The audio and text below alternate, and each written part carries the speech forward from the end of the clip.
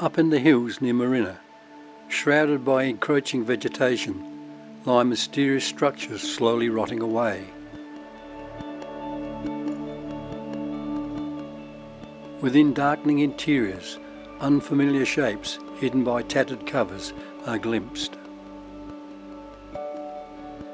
In the bush nearby, sinister shapes of a bygone era are sighted.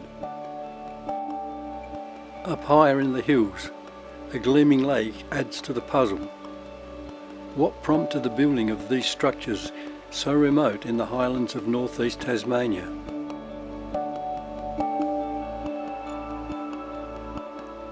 Over 120 years ago, tin mining in the northeast at Pioneer was a thriving industry.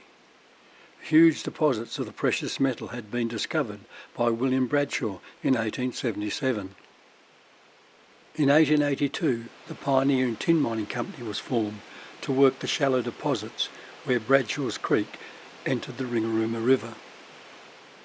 However, this was unsuccessful and led out on tribute to Chinese miners up until the late 1890s. Discovery of the Pioneer Deep Lead prompted the company to restart the mine. Initially, hydraulic monitors with steam-driven pumps were used to lift the gravel to sluice boxes. Hydraulic elevators were used to dispose of tailings.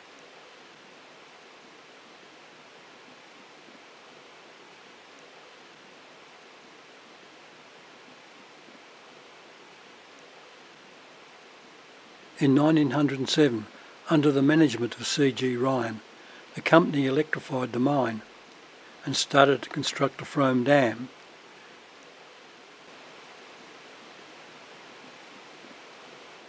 Construction of the dam started by clearing the area which had been previously worked for tin. The concrete outlet pipe was laid down first. This would run under the dam wall. All the material for the dam was quarried from the immediate location using a steam winch, shear legs and a self-acting tramway.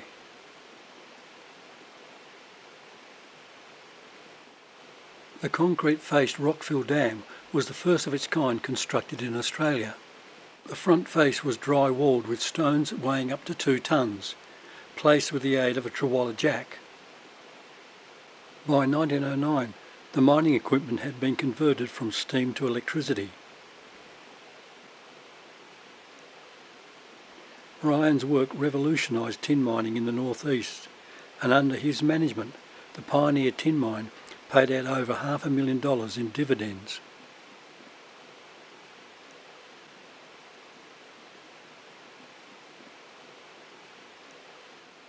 A 25-metre long walkway was built to the control platform, supported by cast iron pipes and steel bracing. A gate valve, operated by a large rod, was fitted to the entrance of the outlet culvert. The spillway allowed water to run down the dam wall rather than a bypass.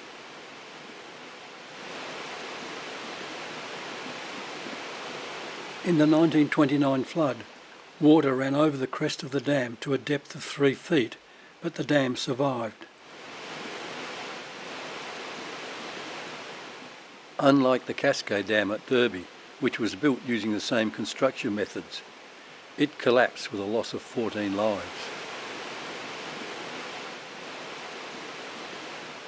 The dam wall was raised 1.8 metres in 1911 to increase capacity.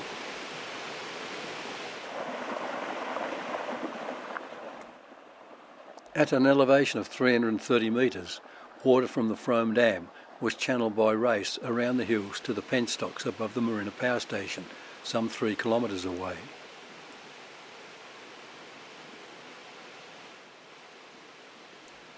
The penstock is made of 385 metres of 36-inch steel riveted pipe and has a head of 132 metres.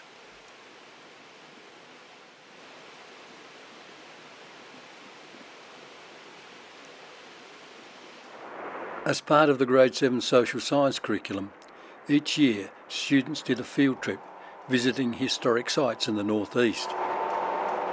The power station was visited on our way to the Chinese mining settlement at Garibaldi. Inside the power station, students had to answer questions and collect information about how water power was converted into electricity.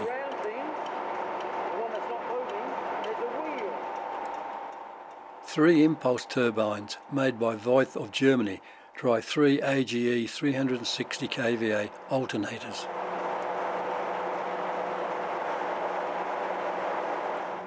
Output was regulated to 900 kVA.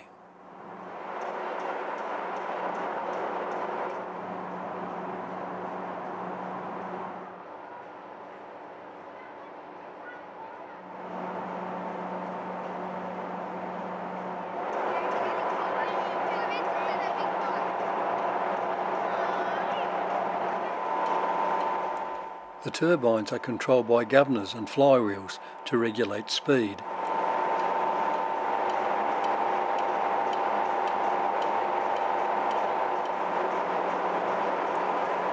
Up until its closure, Taz King, Mike Cook and Peter Dixon worked and maintained the power plant and penstocks.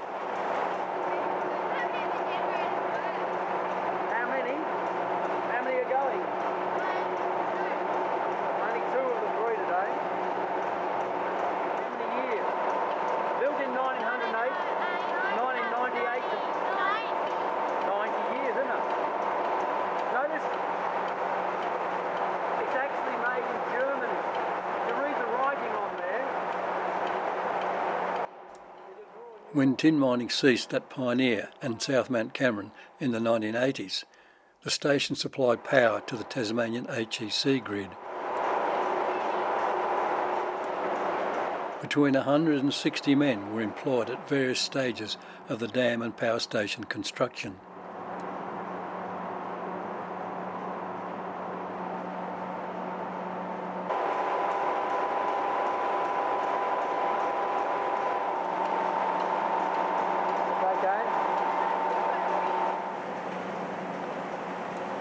From the power station, tailwater is conveyed 10 kilometres by race and pipeline to Pioneer.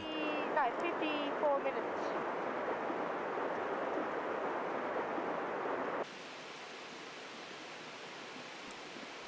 In the 1960s, Vern Woods reconstructed the pipeline for the Pioneer tin mine using pipes from the disused Bryce's race.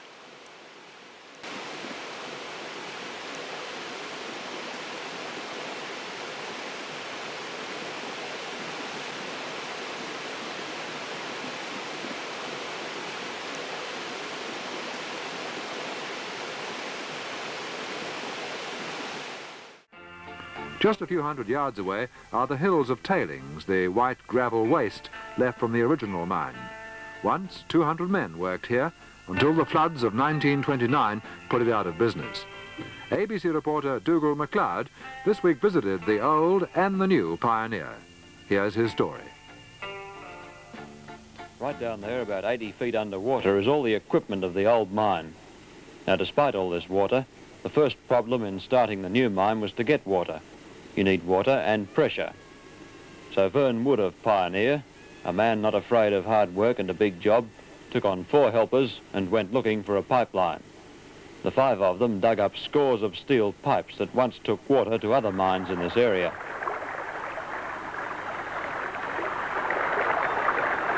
Way up in the hills is the Frome Dam, built in 1908 to supply the old Pioneer mine.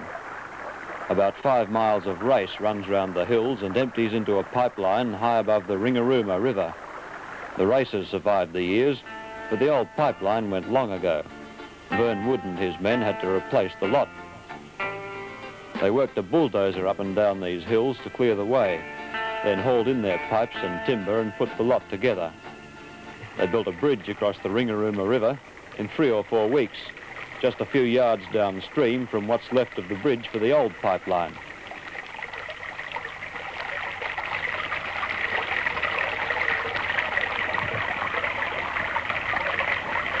All this preliminary work to get a water supply took 1 year, and then the mining began in October 1965.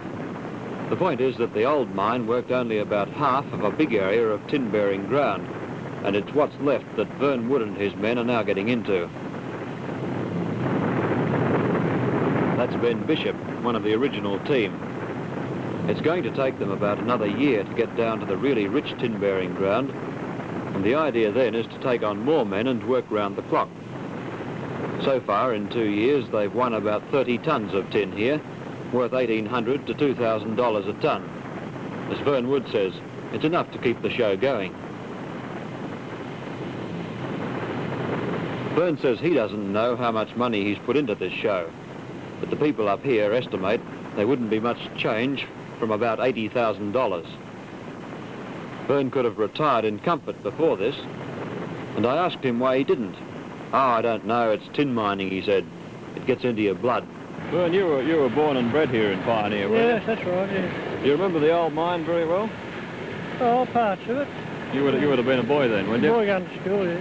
Did you ever go down to the old mine? No, never were down in it. You knew what was going on there, of Yes, course? knew most of it, yes. How much tin did they take out of the old mine?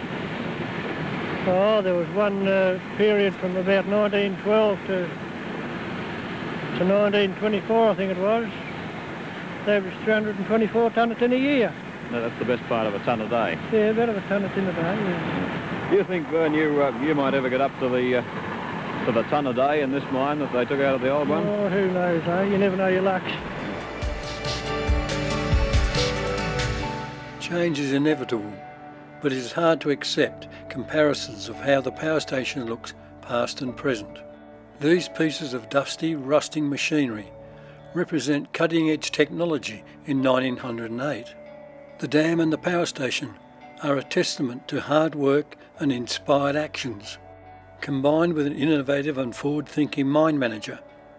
This brought employment, wealth and security to the northeast. In northeast Tasmania, people have to be resourceful, independent and innovative to combat the tyranny of remoteness from the seats of power. It's a pity that somehow we can't keep memories of this significant enterprise by preserving these tools of trade. In 2021, the Pioneer mine remains flooded and placid. Except when Scottsdale High Grade 10 students develop their outdoor education skills and tackle challenging activities.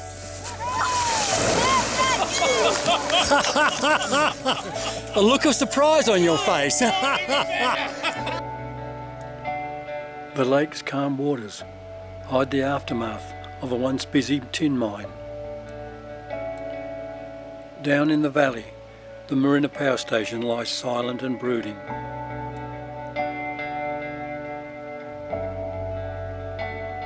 While up in the hills, the Frome Dam supplies its precious water to a thriving agriculture.